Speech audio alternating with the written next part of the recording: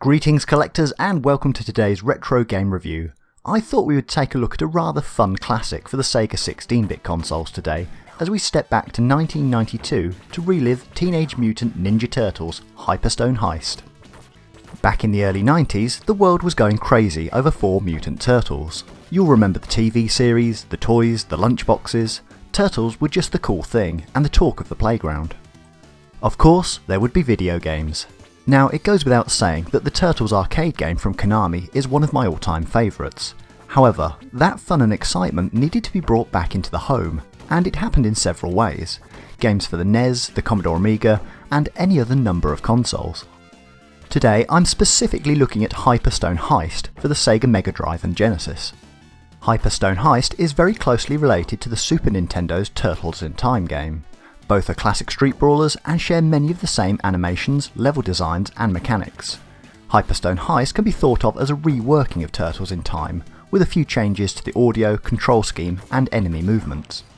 In true Turtles fashion, the evil Shredder has stolen the Statue of Liberty and Manhattan using his weapon from Dimension X. As expected, our quartet of mutant turtles, Leonardo, Michelangelo, Donatello and Raphael, leap at the chance to stop his plans of world domination. Right from the off, you'll realise that Hyperstone Heist is an above average brawler. Firstly, the game looks great. The turtles have character and the settings are really well drawn. Everything here feels consistent with the Turtles cartoon I knew when I was growing up. Secondly, the audio. Some of the digitised voices may be a little muffled, but overall the sound effects are really spot on. I hooked this one up to my Dolby surround system and was pleasantly surprised to find that the background music really packed a punch and sounded great. It was similar to being back in the arcade.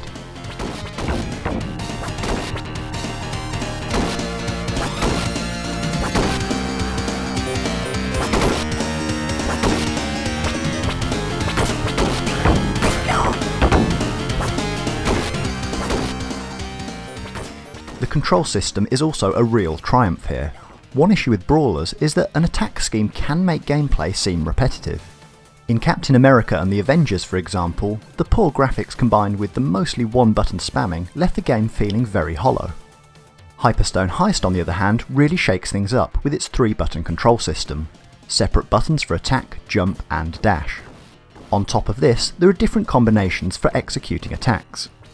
For example, a jump followed by an attack will see you execute a fast downward kick, whilst a jump and then hold attack will let you somewhat float across the screen. There's options to execute a short jump and attack, and also combine attacks with a dash. All of these strategies build up to a very solid feeling character. You feel as if you're in the game and a lot more engaged than many of the others on the system from this time. Of course, you're going to need some bad guys to wail on if you're going to be playing a classic Konami brawler. Thankfully, there are tons of them in the way of the Foot Clan. There's the standard orange soldiers. These turn up to the party with fists only. The blue soldiers with swords, the purple soldiers with shurikens, the beige soldiers with even more shurikens, the grey soldiers with these things that I can't for the life of me find the correct name of, and the red clan who breathe a bit of fire and then leave nonchalantly.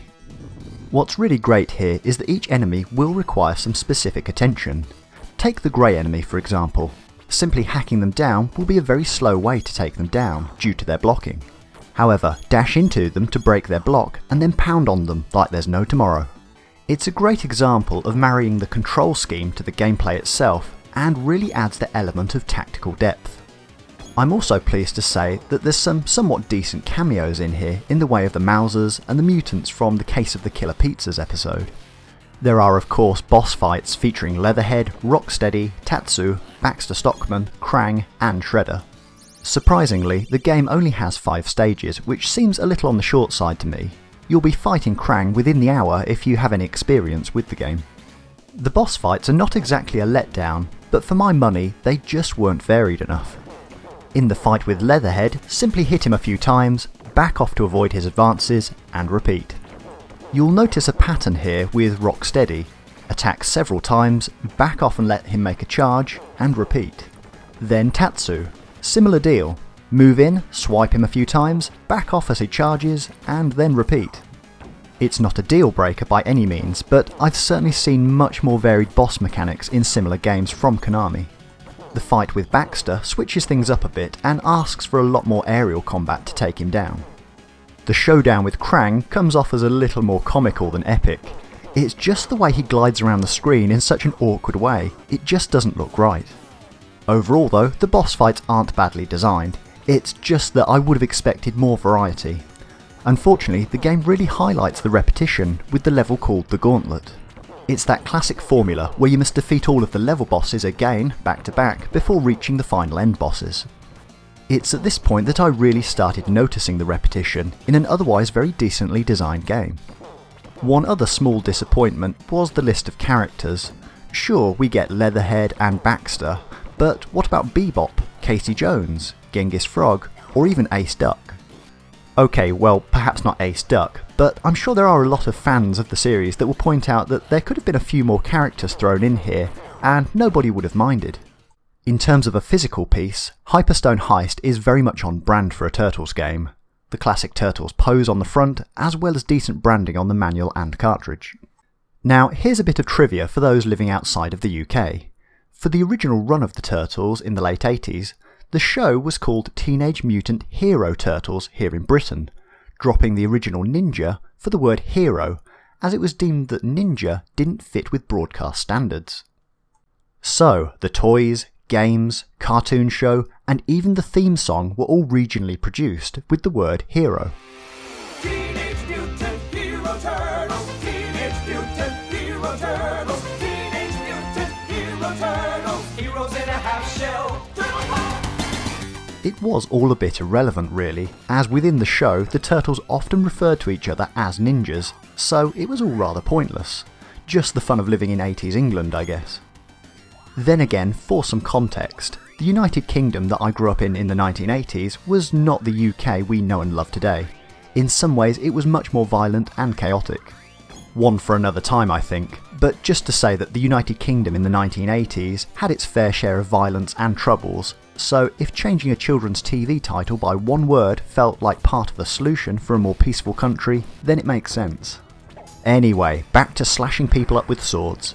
There's really no reason not to pick Hyperstone up for the Sega 16-bit console of your choice. There's some great gameplay, nice touches such as exploding scenery, set pieces, and pizza power-ups to enjoy. Whether you're a fan of the Turtles, old school beat-em-ups, or just looking for a slice of nostalgia, then Hyperstone Heist is a really decent game to keep you and a friend occupied for the afternoon.